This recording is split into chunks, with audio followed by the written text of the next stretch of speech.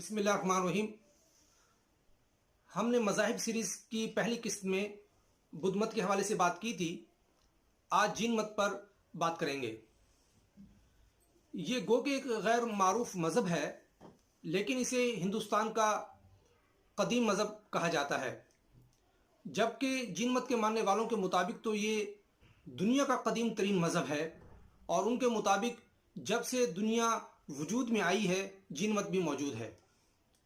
اگر ہم اس کے پیروکاروں کی تعداد کے حوالے سے دیکھیں تو اس وقت بھی دنیا میں کوئی 60 لاکھ کے لگ بھگ لوگ ایسے ہیں جو جین مت پر ایمان رکھتے ہیں۔ ان میں سے 40 لاکھ تو بھارت میں ہیں، جیسے مہاراشٹر، مدھیہ پردیش، گجرات وغیرہ میں، جبکہ بیرون ممالک بھی ان کی خاصی تعداد ہے۔ تاریخی تناظر میں اگر ہم جائزہ لیں تو جین مت کا کہنا یہ ہے کہ ان کے دنیا میں 24 اوتار آئے، جنہیں وہ تیر تھنکر کہتے ہیں۔ ان 24 میں پہلے نمبر پر رشو دیو تھے اور آخری مہاویر تھے۔ یہاں کے ان کے بعد اوتاروں کا سلسلہ ختم ہو گیا۔ اچھا، ان اوتاروں کے حوالے سے مختلف روایات ہیں۔ وہ یہ کہتے ہیں کہ ان کی کروڑوں سال عمر تھی، تاہم تاریخ میں صرف 2 ایسے اوتار ہیں کہ جن کا حوالہ ملتا ہے۔ ایک تو یہ مہاویر جو آخری اور 24ویں تھے، ایک ان سے پہلے جو 23ویں تھے، ان کے بارے میں کچھ معلومات ہمیں مل جاتی ہے۔ پرسوناتھ ان کا نام تھا۔ چونکہ مہاویر نے اس مذہب کو منظم کیا اور اس کی تعلیمات کو پھیلایا، تبلیغ کی، اسے وسعت دی، تو اس لیے عام طور پر یہ تصور ہے کہ جین مت کے بانی مہاویر تھے۔ جین اصل میں کہتے ہیں فاتح کو، کہ ایسا شخص جو اپنی نفسانی خواہشات پر فتح پالے تو وہ جین کہلاتا ہے، تو اسی سے یہ مذہب منسوب ہے۔ مہاویر جو ہے حضرت عیسیٰ علیہ السلام سے 550 سال پہلے پیدا ہوئے بہار کے علاقے میں۔ اگر ہم تعلیمات کے حوالے سے بات کریں، ہم جین مت کو بدھ مت کا کزن کہہ سکتے ہیں۔ اس کی وجہ یہ ہے کہ گوتم بدھ اور مہاویر کا ایک ہی عہد سے تعلق ہے، ایک ہی علاقے سے تعلق ہے، اور ان کی تعلیمات بھی ملتی جلتی ہیں۔ دونوں مذاہب میں کا مقصد نروان حاصل کرنا ہے، گو کہ اس میں فرق ہے۔ گوتم بدھ کہتے تھے کہ نروان حاصل کرنے کے لیے، اب نروان کیا، اس پر ہم پچھلی اس میں ویڈیو میں بات کر چکے ہیں کہ نروان حاصل کرنے کے لیے کوئی لمبے چوڑے چلے کاٹنے کی ضرورت نہیں ہے، اعمال کا درست ہونا ضروری ہے۔ البتہ جین مت میں نروان حاصل کرنے کے لیے سخت جفا کشی پر زور دیا گیا ہے۔ خود جو ہے مہاویر 13 سال تک چلے کاٹتے رہے جنگلات میں، اسی لیے انہیں مہاویر کہتے ہیں۔ مہا یعنی کہ عظیم، اور ویر مانے سورما، یعنی کہ انہوں نے بڑی کامیابی حاصل کی تھی۔ وہ اتنے کثرت سے فاقے کرتے تھے کہ ان فاقوں کے نتیجے ہی میں ان کی موت واقع ہوئی۔ اور اب بھی جین مت میں فاقوں کی بڑی اہمیت ہے، اور ایسے فاقے کہ جو موت تک پہنچا دے، اس کو ایک بہت مذہبی تقدس حاصل ہے۔ اگر آپ کو یاد ہو تو پچھلے دنوں ہندوستان کی ایک ہائی کورٹ نے اس پر پابندی لگا دی تھی کہ یہ تو خودکشی ہے سیدھی سیدھی، لیکن جین مت کے ماننے والوں نے بڑے پیمانے پہ مظاہرے کیے، جس کے بعد وہاں کی سپریم کورٹ نے ہائی کورٹ کے حکم کو معطل کر دیا۔ تو ایک تو یہ چیز ہے۔ دوسری بات یہ ہے کہ گوتم بدھ یہ کہتے تھے کہ کسی بھی جنم میں نروان حاصل ہو سکتا ہے، لیکن جین مت والے کہتے ہیں کہ جب تک روح 9 بار پیدا نہ ہو جائے اسے نروان حاصل نہیں ہو سکتا، یعنی 9ویں بار کے بعد جو ہے کوئی موقع ہوتا ہے۔ ایک تو یہ بنیادی بات ہے۔ دوسری بات یہ کہ جین مت میں خدا کا کوئی تصور نہیں ہے، غیر توحیدی مذہب ہے۔ یہ جنت، آخرت، دوزخ اس طرح کی نہیں ہے۔ جب خدا کا کوئی تصور نہیں ہے تو نبوت اور رسالت کی تو بات ہی نہیں ہے۔ وہ یہ کہتے ہیں کہ دنیا جو ہے یہ خود بخود وجود میں آئی اور ہمیشہ سے یہ ایسی تھی۔ اچھا، اگر ہم اس کے بنیادی عقائد کو دیکھیں تو اواگون کا جو سلسلہ ہے وہ اس میں موجود ہے کہ روح کے بعد پھر روح، پھر روح، مطلب پیدائش کے بعد پیدائش ہوتی رہتی ہے۔ البتہ اس کے 7 بنیادی اصول ہیں۔ ایک تو یہ، وہ کہتے ہیں کہ ہر روح حقیقت ہے، اسی طرح سے ہر غیر ذی روح وہ بھی حقیقت ہے۔ روح میں مادے کی ملاوٹ ہو جاتی ہے، اور اگر یہ ملاوٹ ہو جائے تو روح قیدی ہو جاتی ہے، اور اس مادے سے نجات حاصل کی جا سکتی ہے۔ اگر روح میں پہلے سے اس طرح کا کوئی مادہ موجود ہو تو اسے بھی زائل کیا جا سکتا ہے، اور جب روح سے یہ مادہ زائل ہو جاتا ہے، ختم ہو جاتا ہے، تب یہ اصل نجات حاصل ہوتی ہے۔ یہ اس کے 7 بنیادی اصول ہیں۔ اسی طرح سے جین مت میں اپنے پیروکاروں سے 5 بنیادی باتوں کا حلف لیا جاتا ہے۔ پہلی بات تو یہ کہ عدم تشدد، کہ کسی بھی جاندار کو اذیت نہیں دینی ہے۔ یہ چیز بدھ مت میں بھی بہت ہے، لیکن جین مت میں کچھ زیادہ اس میں سختی کی جاتی ہے، یہاں تک کہ پانی بھی چھان کے پیتے ہیں کہ کہیں کوئی کیڑا اندر جا کے مر نہ جائے، ناک کو ڈھانپ کے رکھتے ہیں کہ سانس کے ذریعے کوئی کیڑا جو ہے ناک میں جا کے مر نہ جائے، ننگے پاؤں چلتے ہیں کہ کوئی جوتوں کے نیچے آ کے کیڑا نہ مر جائے، درخت کو کاٹنا منع ہے، یہاں تک کہ پتھروں کو نہیں کاٹتے کہ اس میں بھی ہو سکتا ہے کہ روح ہو، تو اس میں بہت سختی ہے۔ دوسرا حلف یہ تھا کہ سچ بولنا ہے، یعنی کسی بھی معاملے میں جھوٹ نہیں بولا جائے گا۔ تیسری بات چوری نہیں کرنی، کہ جو چیز تمہاری نہیں ہے وہ نہیں لینی۔ اور چوتھا حلف یہ کہ تعلقات سے دستبرداری، نہ کسی ملکے سے تعلق رکھنا ہے نہ کسی فرد سے رکھنا ہے۔ یہ ایک بڑی سخت بات تھی، اور مہاویر نے اپنے پورے خاندان کو چھوڑ دیا تھا کہ میں کسی فرد سے کوئی تعلق نہیں رکھنا چاہتا ہوں۔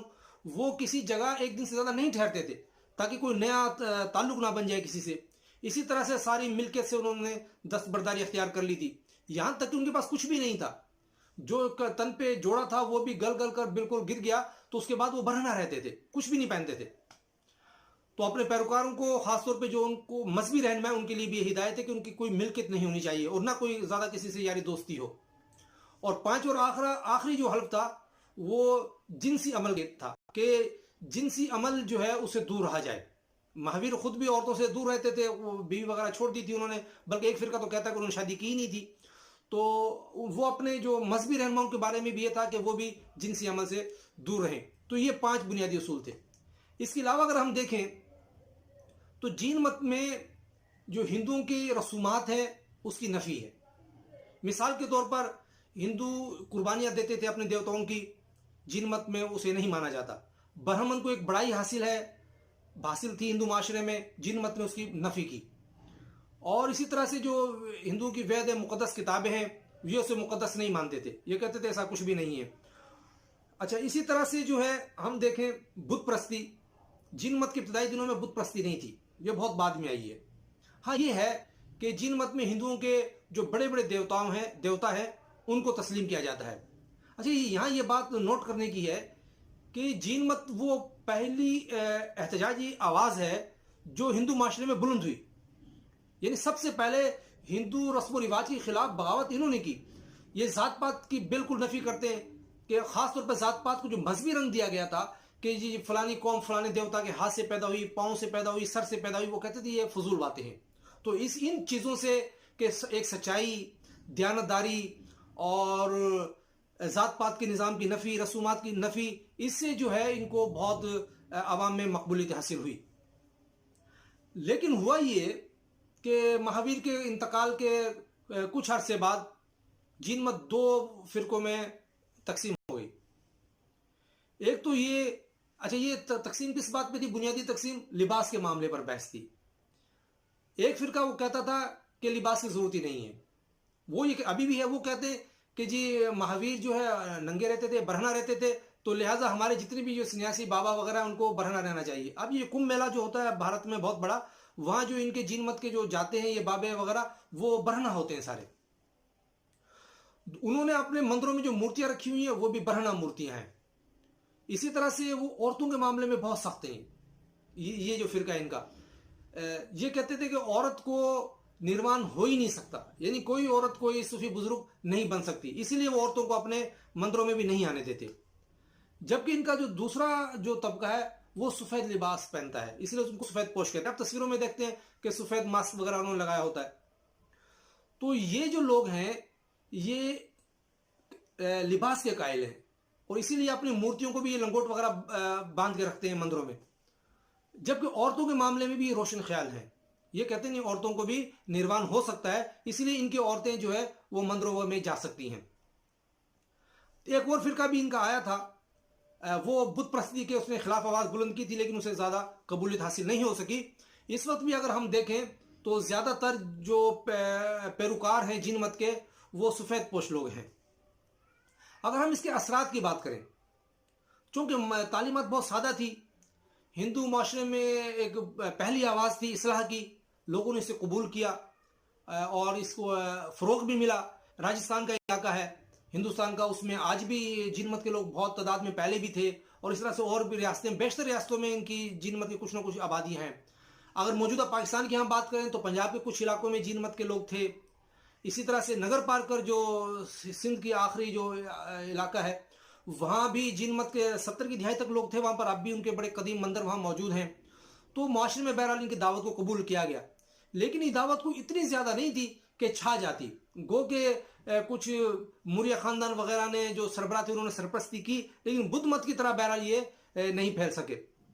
دوسرا ہوا یہ کہ چونکہ اس مذہب میں اعمال پر زیادہ زور ہے، عبادت نہیں ہے، جس کی وجہ سے یہ خلا رہ گیا. کوئی بھی مذہبی گروہ ہوتا ہے اسے اس کے پیروکاروں کو عبادت تو چاہیے ہوتی ہے. اب اس میں عبادت نہ ہونے کے برابر تھی، بلکہ تصور بہت ہی کم ہے. اس سے جو خلا پیدا ہوا اس خلا کو ہندو مذہب نے پور کیا، کیونکہ یہ ہندو کے دیوتاؤں کو مانتے تھے اور ان کی پوجا بھی کرتے تھے. تو اس لیے یہ ہوا کہ آہستہ آہستہ یہ پیروکار تھے وہ ہندو بنتے گئے، اور اب صورتحال یہ ہو گئی ہے کہ ان کی آبادیاں بہت سکڑ گئی. لیکن ایک بات بہت قابل غور ہے جو میں نے بدھ مت کے حوالے سے بھی کہی تھی کہ بدھ مذہب کے لوگوں نے بھی تعلیم کو بہت فروغ دیا. تو جین مت میں بھی یہ چیز ملتی ہے کہ جین مت کے لوگ بہت تعلیم یافتہ تھے، اور آج بھی ہندوستان کی تمام اقلیتوں میں سب سے زیادہ تعلیم یافتہ جین مت کے لوگ ہیں. مجھے امید ہے کہ آپ کو اس ویڈیو سے کافی معلومات مل گئی ہوں گی. آپ کی رائے کا انتظار رہے گا. بہت شکریہ.